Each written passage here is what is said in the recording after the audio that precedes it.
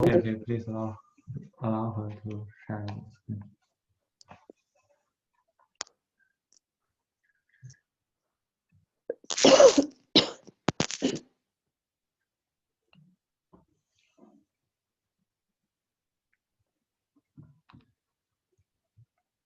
I think you can start now. Yes, Yeah. now I can. Yes. Okay.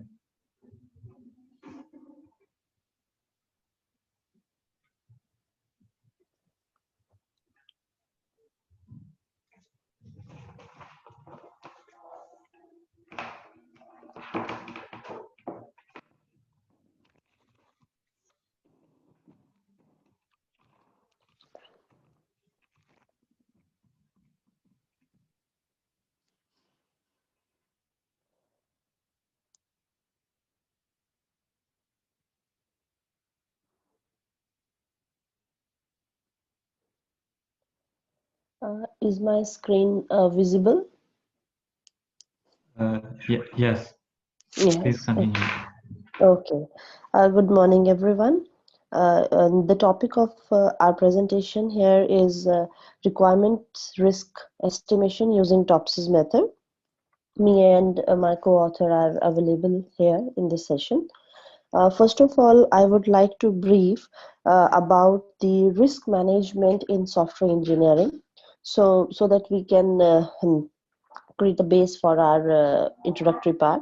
So here the risk management is the process of identifying, analyzing, and then responding to any risk that arises over the life cycle of a project to help the project remain on track, meeting its goals. So risk management is an essential step, and it is reactive and should be the part of planning process to figure out the risk that might happen in future. So if you talk about the software development life cycles, the first and the foremost step is the requirement engineering. So if we are able to track the risk in that level only, we will definitely proceed towards the success of the project. But we can't say it from surety, because statistics show that the failure rate of projects is much higher, and this technique might help to reduce that. Mm, we can't say that if something is X, that will be applicable on one project will be applicable on another, because every project has some uniqueness and has uncertainties in terms of its user expectations, its working, its technology, etc. So we'll have to find the best match to deal with these uncertainties, and so that we give a efficient, flexible, lightweight risk management process. So this particular paper is in this direction only, and we are using TOPSIS method to identify whether the requirements are risky or not. TOPSIS is the technique for order of preference of similarity to ideal solutions. It is was first given in 1981. This method is based on the idea that the best alternative keeps that the best alternative keeps the shortest geometric distance from the positive ideal solution and maintains the longest geometric distance from the ideal negative solution. So positive ideal solution optimizes the criterias that we will take, the benefit of that criterias or attributes. So this is the ideal, this is the form of a multi-criteria decision making process, and we are using it because it has the benefits of representing the reasoning of the human choice clearly and intuitively. So the contribution of this paper is to present a scalable requirements risk estimation model considering multiple criteria, particularly for requirement engineering phase, where the requirements will be analyzed for the defects as well as for the dependency relations. We are calling it scalable because depending upon the project or depending upon the organization needs, you can scale the criteria on which the decision making is to be done. For this particular case, we are taking these 5 criteria. The one is the complexity, another is the cost, next is the customer value, then the penalty, and finally the defect. Here the complexity means how complex the requirement is. This will be given by the project manager. The cost of making that particular requirement, it covers all the aspects of cost that are normally taken into consideration while analyzing any requirement in software engineering. CVA means the worth or the importance of that particular requirement to the user. Penalty means if that is not created, how much penalty it is going to introduce. It can be for a particular feature that is not developed, or the whole thing is not developed. And finally the defects. When we do validation of the requirements, we find out whether what kind of defect is there in the requirement, so we are taking that into consideration as well. The whole system is like this. We are going to enter the number of the criterias. Here we are taking 5 and the number of the requirements we have. Then we are going to give these values, which I have explained you in the last slide, and using this we are going to adjust the weights, minimum and maximum, and then we are going to use the TOPSIS method to rank these risks. So this will help us to identify which requirement is more risky than another, and after that we can take a decision to mitigate them. So because a risk can be a positive or it can be a negative, so the project managers will have to see whether they want to include that requirement or they don't want to include that, how they want to mitigate it. So this is all about our poster. So it can be smoothly integrated into the risk assessment, and we can say this because we have conducted a user study with the software professionals on a real project data, and through our various interactions with them, they were quite confident that this kind of thing can be helpful in assessing the risk, because generally what happens, we do it in the designing or at the later stages. Very less effort is put in while we are doing it in the requirements phase, and it is simple, can be scaled with various criteria, and it is a powerful way to know which requirement will be a good one or has some problem with that. So this is all about our concept of our paper. Thank you.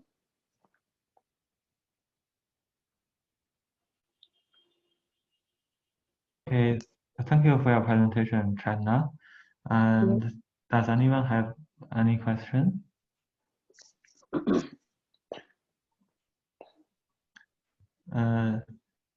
If no, we can continue because we are running out of time. Okay, So, thank you so much. okay, thank you for your presentation. And now let's invite the author from Hitachi to present us the paper. Can you hear me? Yes, I can hear you. Okay, you can start presentation now. Because you, okay. Okay. So can you see the slide? Cannot. You can start sharing your screen. Actually, I'm sharing now. But, okay. Here you Okay, are. we can see it now. Thank you. So my name is Ryosoga from Hitachi. I'm gonna introduce you to a program simplification method for generating test input values using Symbolic execution.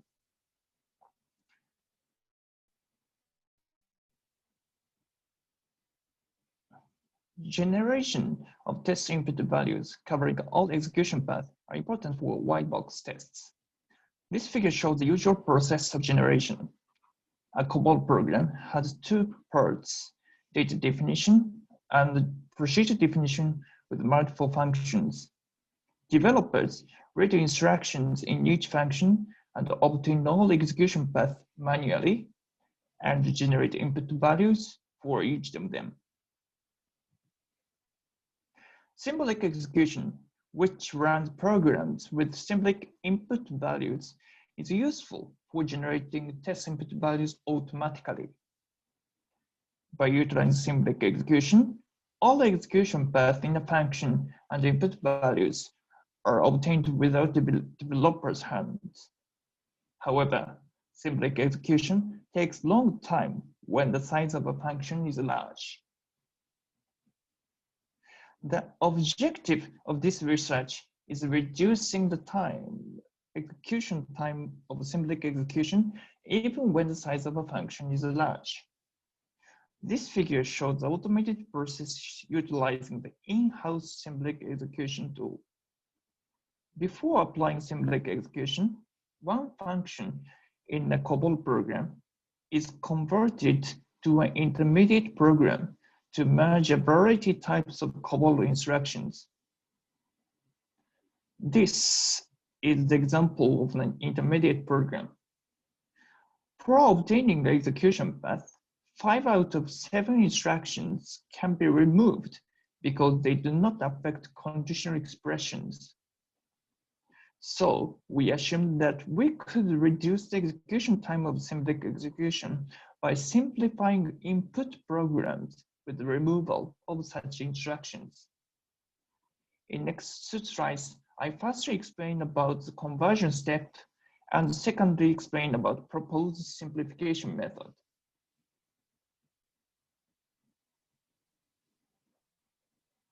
In the conversion step, a variety types of COBOL instructions are converted into 5 types of intermediate instructions with 2 parts. Firstly, COBOL instructions are directly converted into 4 types of intermediate instructions: if, loop, assign, call. In this example, both COBOL instructions add, move in line 11 and 13 are converted to the intermediate instruction assign in line 5 and 7. Secondly, an intermediate instruction update val is inserted right after manipulation instructions of memory shared variables to resolve the difference of the way of memory mappings between COBOL and symbolic execution. In this COBOL program, the variable y shares its memory with the variables y0 and y1, so the value of y0 is updated when the value of y is updated at line 10.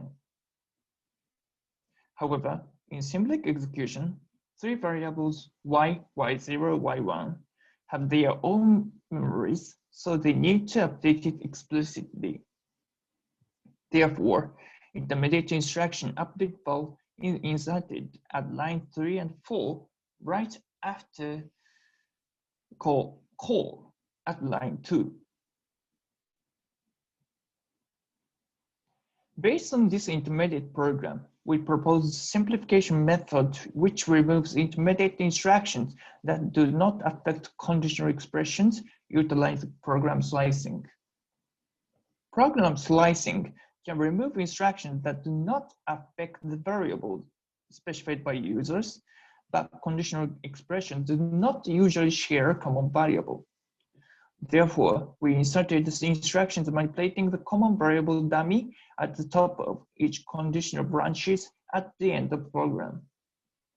In this example, intermediate instructions are inserted at line 7 and line 9, and program slicing are applied to the variable dummy.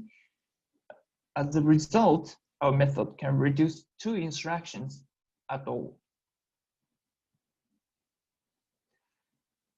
For evaluation, we verified whether the proposed method could reduce the execution time even when the number of execution paths is large.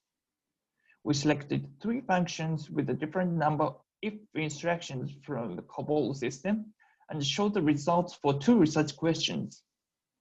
The first one is that how much our method reduced the number of instructions and the execution time. The second one is that what kind of instructions are reduced by our method. As a result of the first question, the number of instructions at the execution time were reduced in all functions. In particular, the execution time in the large function was reduced by 70%. Next, to answer the second question, we calculated the contribution rate of each instruction type to the number of reduced instructions. This table shows the contribution rates. Firstly, the contribution rate of the instruction that directly affects the execution path, if and loop, was 0%. This result suggests that the method can keep instructions that affect the execution path. Secondly, the contribution rate of instructions manipulating variables assigned a call was relatively low, and that of instructions updating memory shared variables updated val was relatively high.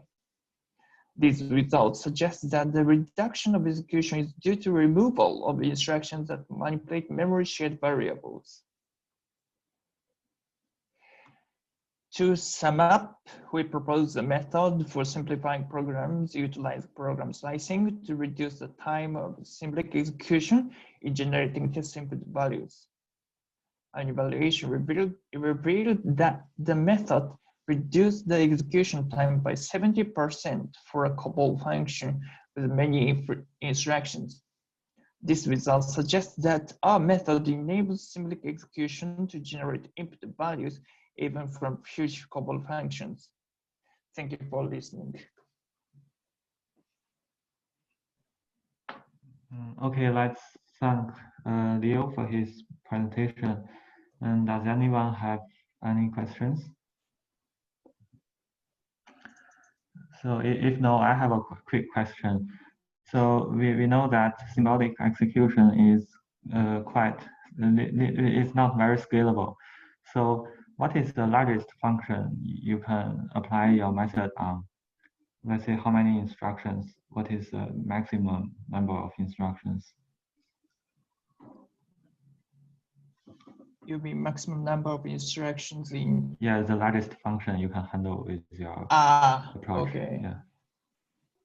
The largest function is about this. Maybe see this figure. It tells that large. Number. Okay. Number of function. Largest number of function is the biggest function. Let's say the number of instructions. Okay. It's about 5 times 10 to the 4th. Oh, I see. I see. Okay. Thank you for your clarification. And now we can move on to the next speaker. So the next speaker is okay. Thank you. The next speaker is from paper 162 Towards tracking the development process of the server ecosystems using open source data. So is the author here? Yes, I'm here. Can you hear me? Yeah, I can hear you. So can you start your presentation? All right, let me.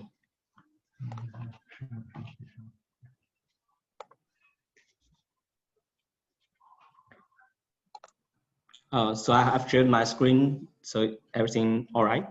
Yes, we can see you. Okay, thank you, Professor. Good morning, fellows. I'm very glad to present our current work on evaluating the development process of the server ecosystems. This is Zhuo Yao from Pengcheng National Lab in Shenzhen, China. I will start with introducing the motivations and the method we used in the research. And then some of the preliminary results will be shown and discussed. At last, I would like to talk a little bit about our team and what we do. All right. The background of our research is that we have known that ARM-based chip was very successful, and almost every smartphone in the world is using the ARM chip. And we have also noticed that in the high-performance computing regime, ARM-based servers have been accepted by some big cloud service providers in the past 2 or 3 years. For example, Amazon AWS, actually, they began providing instances powered by ARM chips since 2018. Their chips are called Graviton series. Then a question came to our mind, that is, how successful is the ARM-based server ecosystem developed so far? Can we do some meaningful evaluation? This sounds like a business question in the past, and marketing intelligence companies like Gartner may write some reports to analyze the situation. And now we would like to deal with it from a technical perspective. Okay, our method to do is to do the open source data analysis. We would like to obtain public information that is related to the ARM64 platform, as well as other major computing platforms such as x86 and MIPS. And then we compare and analyze their development trend. In this work, we choose the Linux kernel as the data source. This is because, on one hand, Linux is a mature operating system that is compatible with almost all the major CPU architectures. And on the other hand, it is an open source software, so we could easily get all kinds of information we need. In this paper, we used two metrics to measure the level of development of a server ecosystem. First is the number of source code lines that is associated to the ecosystem. Take x86 for an example. We count the number of lines that is associated to that is actually associated to the x86, and that is under in a Linux kernel source that is under the arch/x86 directory. So this metric can present the functionality and compatibility of the server ecosystem. The second metric is the number of git commits in the master branch of the Linux kernel.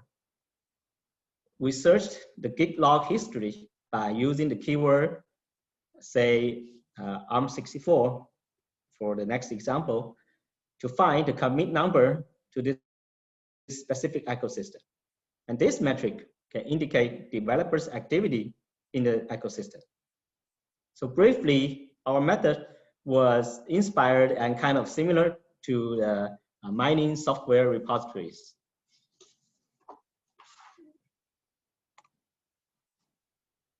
Okay, let's check the results.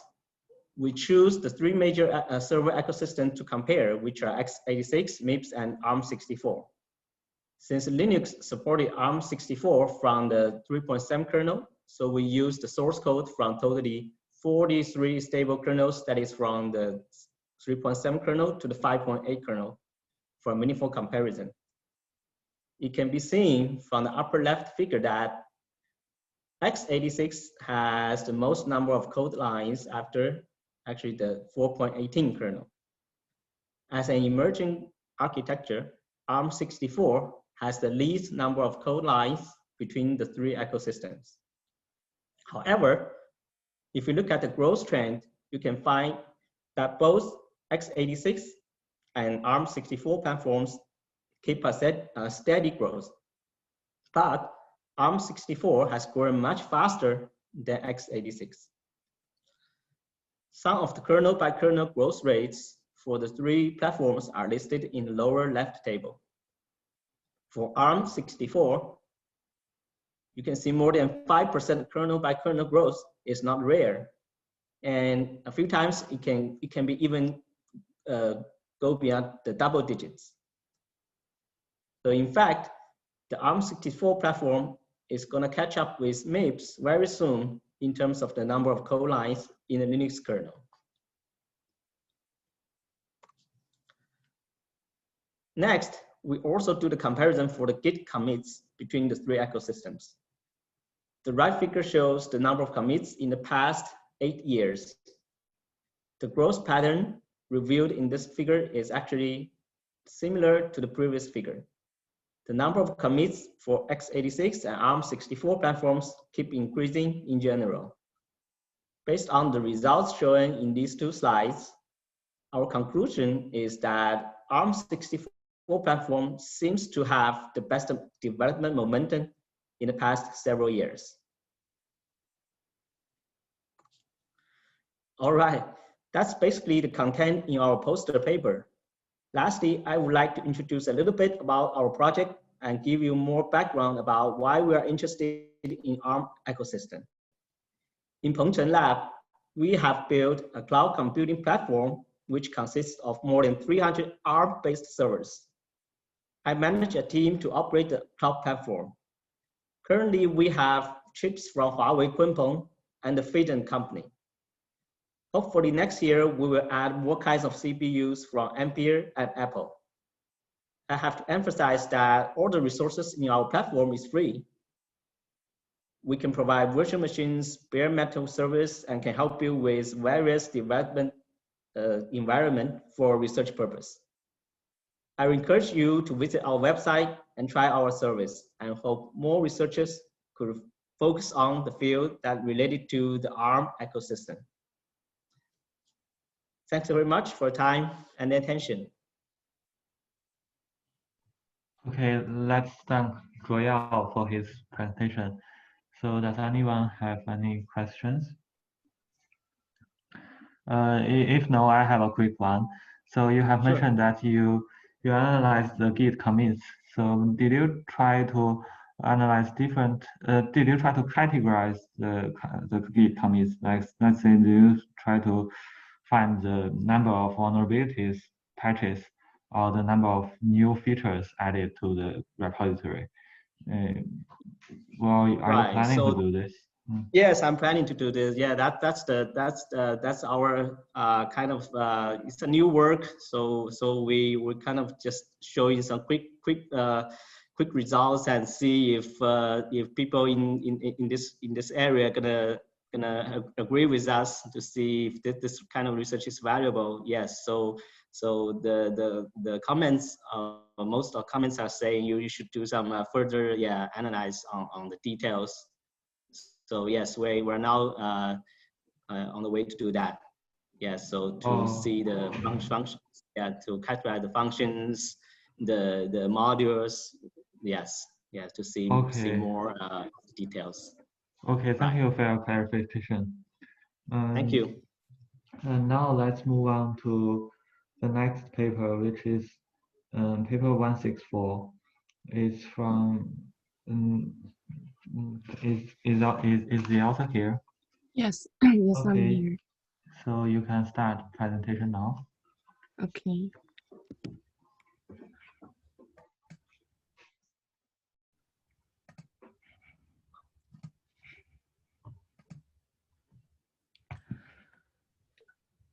Hi, I'm Yuekang Kim from Software Engineering Lab in Sangkyungan University. The order of presentation will be as follows. Let me start with a brief. The current source code representation for deep learning-based bulk localization have Hubness problem. To cope with this problem, we propose to integrate source code information from 3 aspects. And we propose enhanced AST for modeling functional information of source code. Experimental results show that our proposed method can improve bulk localization performance up to 44%. And our ablation study show the impact of functional information of source code for bulk localization. This study answers 3 research questions. First, what information can distinguish bulky code from non-bulky code? Second, can each piece of information of source code file can compensate each other?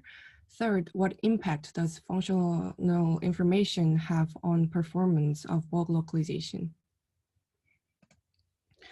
Bulk report is a kind of document to inform developers of the problems encountered while using a software. Developers should search bulky file from hundreds and thousands of source code files to fix this bug, but searching bulky file is tedious and time-consuming.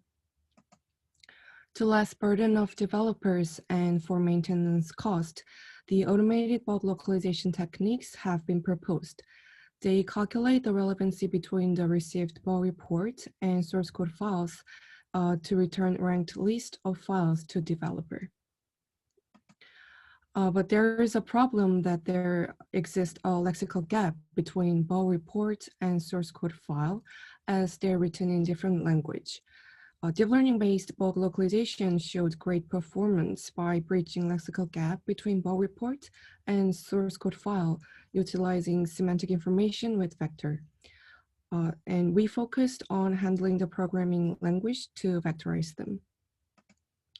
There are two main methods for handling source code file. The first is using the text token-based vectorization. For example, DeepLocator utilized CNN with text token-based source code vector. The second way to handle source code file is to utilize abstract syntax tree of source code. For example, CAST used customized AST with TBCNN to locate buggy file. However, they both rely on the high-dimensional vector, which cannot be free from Hubness problem. Hubness problem refers to the such phenomenon that some data point frequently appear as k-nearest neighbor of others.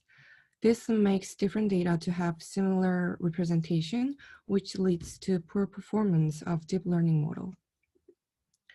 We checked 19 Java projects with currently used source code representation. It was confirmed that the existing vector has a serious Hubness problem. Also, when Hubness problem was severe, bug localization showed lower performance both in MIP and MRR. The blurring the differences between the data also depends on what information is extracted from the data. For example, to distinguish cleaning equipment and common door sheepdog, and in this picture, the presence of tassel and the color information is not enough. However, with additional information like does it have mouth, they can be easily distinguished. We can find similar examples with source code too. These two code behaves in opposite way. The code A prints when the tree hit value is larger than 10, but code B prints when the value is smaller than 10. It is difficult to clarify the difference between the two codes using only the two pieces of information.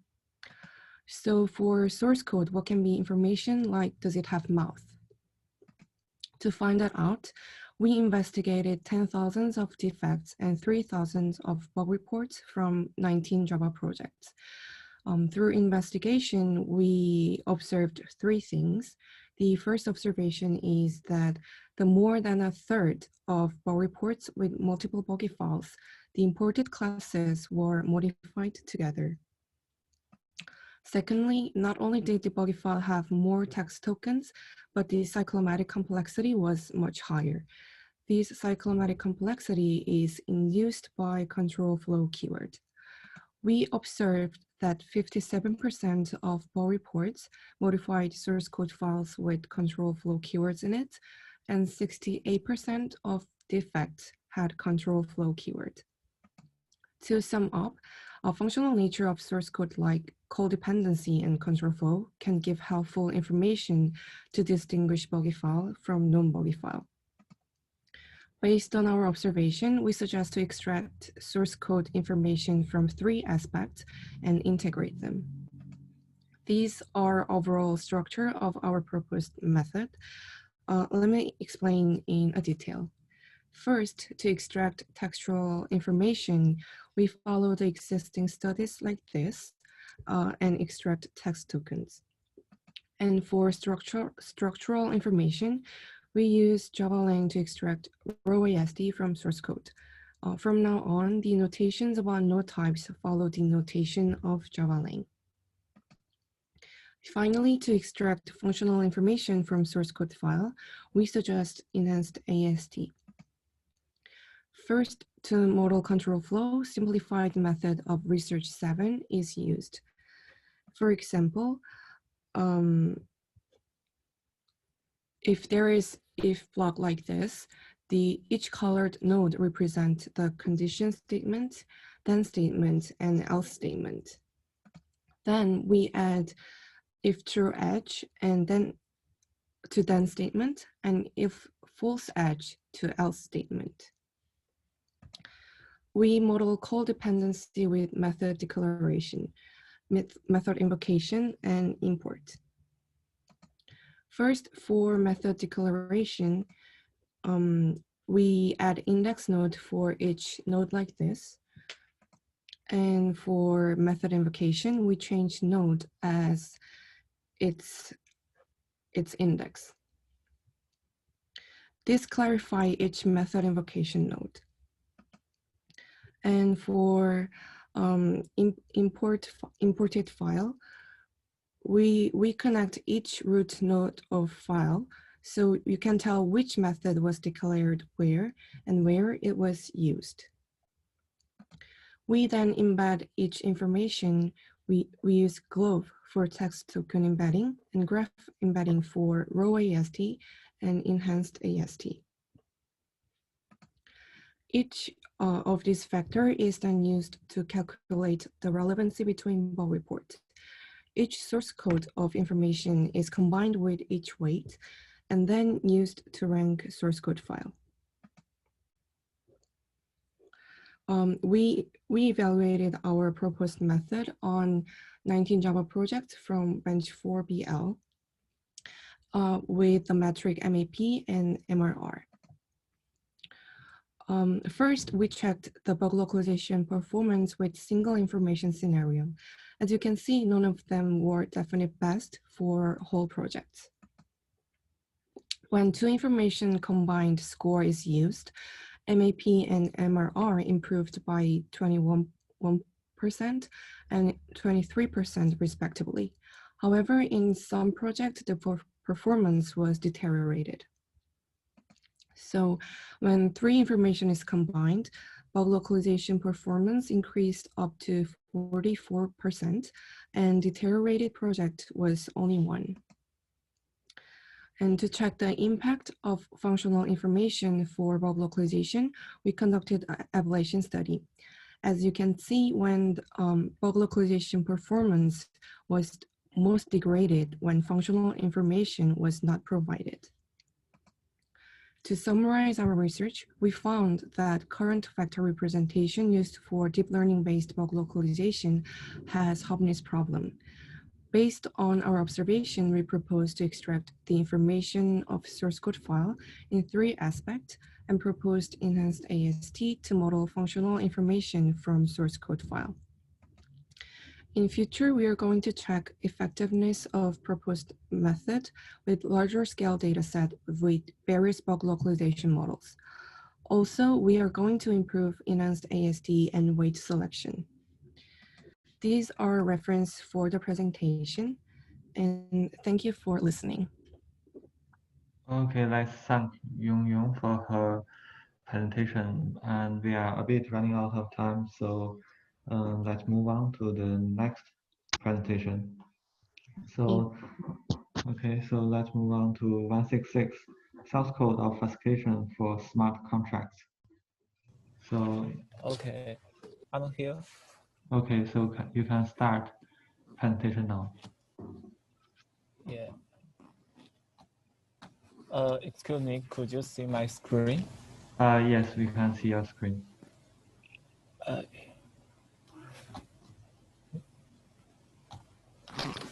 Hello everyone, I'm Meng Zhang from the College of Computer and Information, Hohai University. Today I'm honored to present here.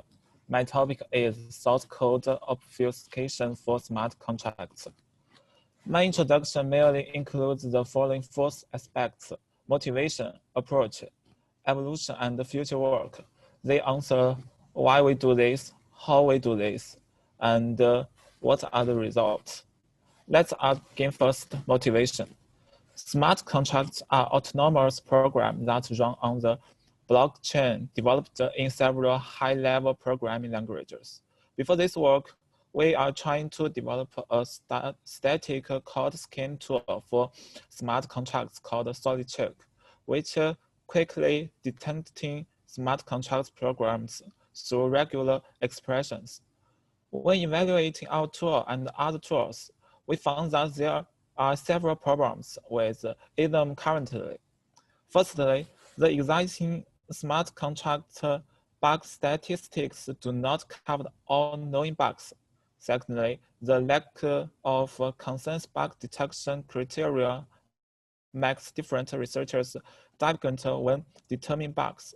Thirdly, the available buggy smart contract datasets are limited. Finally, most of test cases used for the evaluation are merely developed by the researchers based on the characteristics of the bugs. We published a paper about consensus on bug criteria and bug statistics. We recognize that we can do some work to improve the other problems about supplement to the available bug smart contract datasets. The speed of data set supplementation is very slow, especially the members of a dataset come from real smart contracts. One of the ways to increasing the complex of the test cases is bug injection. Unfortunately, test cases have an unexpected number of bugs to make the test cases complicated by injecting bugs. So we use the code obfuscation to increase the complex of them smart contracts. We developed a corresponding tool called BN. Next is our proposed approach model. Our approach aims at smart contracts written in the Solidity language. Solidity is currently the most widely used ISM smart contract programming languages. Our approach contains the following three aspects: control flow obfuscation, data flow obfuscation, and layout obfuscation. This is an overview of our method. Control flow obfuscation refers to completing the control flow of the smart contracts, which hides the control flow of the original contract. For example, the modifier in Solidity language is a special constraint on the function, which will participate in the control flow obfuscation process. Data flow obfuscation is used to modify the data files by analyzing the abstract syntax tree file of a smart contract. We eliminate the expected meaning of variables to changing the coding style. Integral constants are converted to arithmetic expressions. The stacked variables existing in Solidity can be concentrated in the structure, and it is called through the structure member libraries.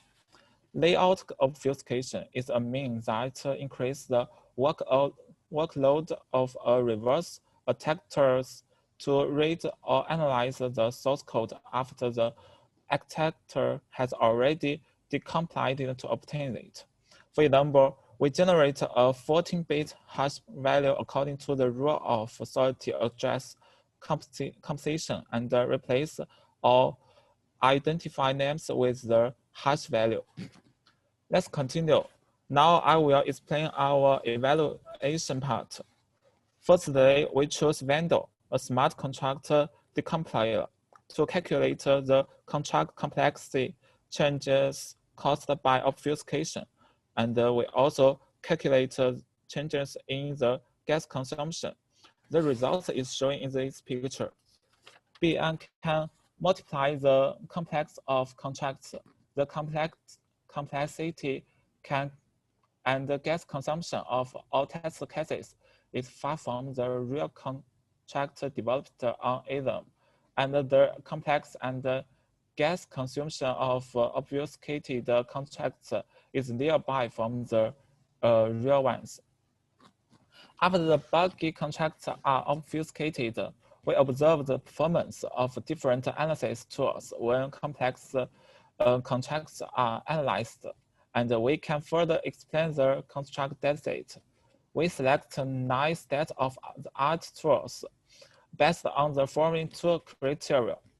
First is the tool free to use, and then the tool takes a Solidity contract or compiled bytecode as input. We use the 9 tools to detect the original contract and the obfuscated contract respectively. It is worth noting that the nine tools detect different types of bugs. To facilitate the evolution, we select A types of bug converted by the nine tools as the target bug types. The evolution results show that the performance of the analysis tools when analyzing the obfuscated contracts is significantly weaker than that when analyzing the original contracts. For example, for retracing bugs, the recall rate of 6 tools dropped more than 15%. And then we will talk about our conclusion. This paper proposed an obfuscated approach for ADAM smart contract source code, which can increase the complexity of smart contracts. Moreover, we construct an initial dataset of obfuscated smart contracts and obtain new observations. By using it to evaluate the state-of-the-art tools for analyzing smart contracts. The last part is about our future work. Firstly, we will further increase the scale of current experiments. Secondly, we will evaluate each state detection tool because the types of bugs claimed by static tools are not the same. Finally, we will further explore the ability of obfuscation technology to protect the source code of smart contracts. That's all, thank you. Okay, let's thank Zhang for his presentation. So, does anyone have any question? So, if no, I have a quick one. So, you have mentioned you guys implemented an obfuscation method. So, is it resilient to some side channel attacks? Let's say because you have increased the complexity of the contract, right? So, can we use some side channel information to infer to try to deduce the useful information you are trying to obfuscate? So do you have any thought about this? The PM really improves the complex of smart contracts. Okay. Let's move on to the, thank you for your clarification. Let's move on to the last speaker, which is from poster 169, a context-based approach for recommending move class refactoring. Yes, I'm here. Okay, you can start presentation now. Okay. Can I share my screen? Yes. Okay, thank you. Hello, everyone. I am Mohammad Masudur Rahman from Ahsanullah University of Science and Technology, Bangladesh. I am going to present this paper, a context-based approach for recommending move class refactoring. These are the outlines that I am going to discuss today. In object-oriented programming, a software is being developed in a modular fashion, which is called package-based software architecture.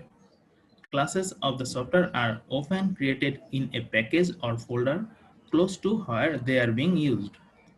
For example, Video Store is a simple project consisting of two packages. First one is customer and second one is movie price. Customer package contains 3 classes and movie price package contains 5 classes.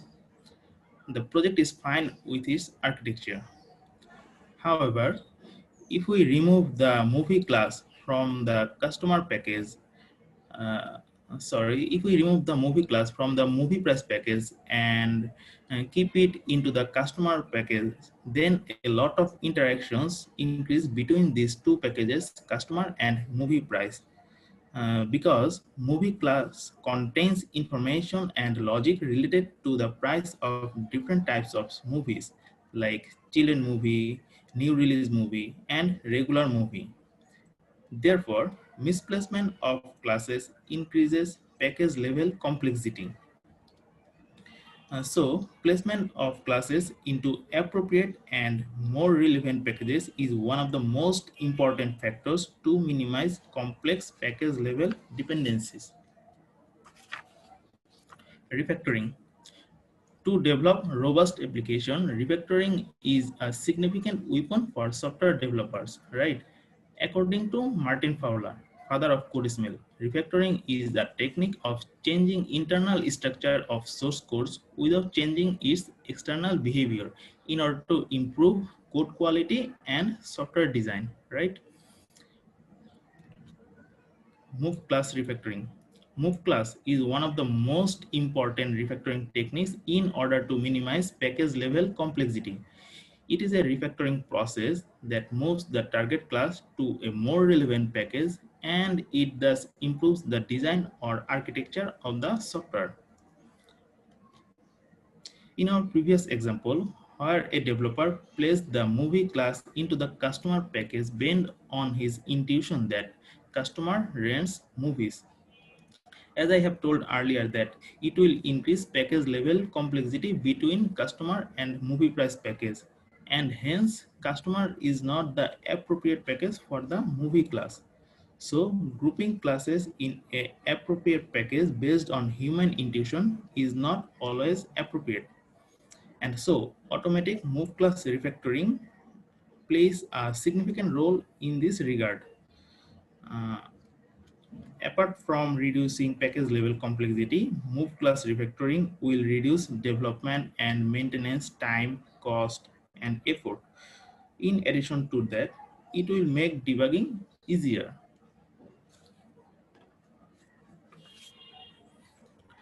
Nowadays, software is being developed using layer-based architecture like MVC, model, view, controller, right? In this type of architecture, model classes are grouped together into the model packages and controller classes are grouped together into the controller packages. Here, the model classes interact with the controller classes, though these classes are separated in the layered architecture, right? Therefore, coupling or interaction could not alone help in the move class refactoring technique. Rather, classes are grouped together based on the features or components of a software. Contextual information. Contextual information plays a significant role in order to identify the context of a feature or component, and thus it can assist in the recommendation of move class refactoring process.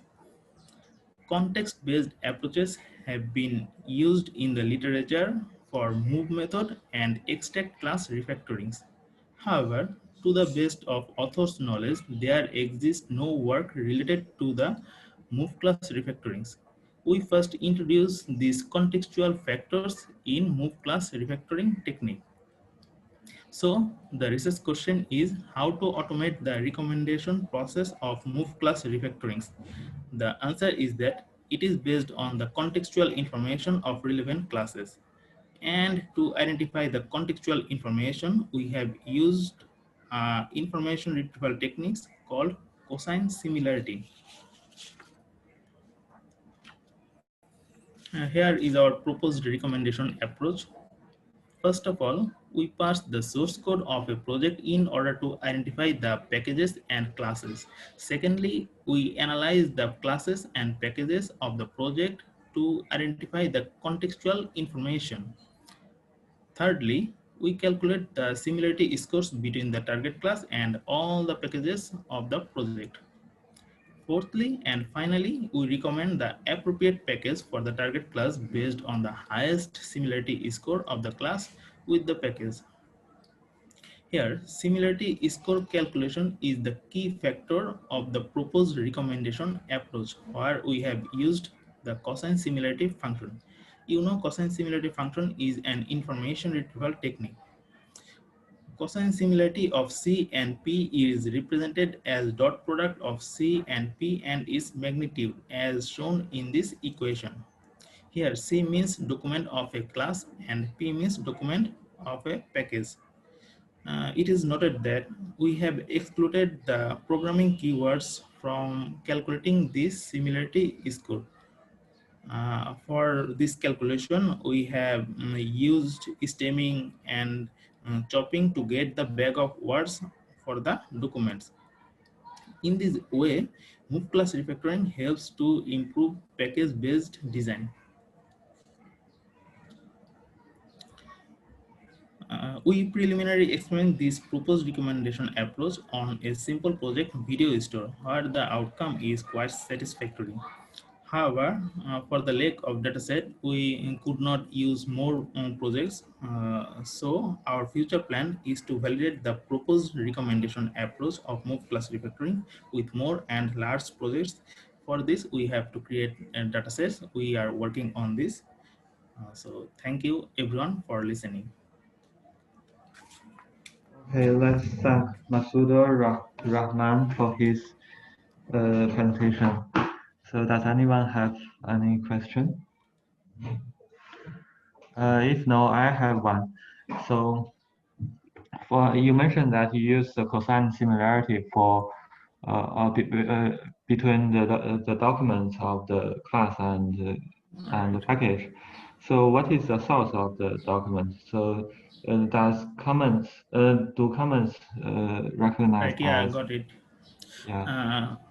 Okay, thank you for your nice question. Documents means the class means the programming class name, variable, method names, etc., or object name that we have used, but we have excluded the keywords. Okay, so but do you use any of the comments, any of the content of the comments? Yes, we have also used everything that programmer writes on the project class. So comments is included in this process. Okay, I see. Thank you for your clarification. And Thank you, everyone. okay, and thanks everyone for joining this conference. And that's all for today's poster session. And have a good lunch. Yeah.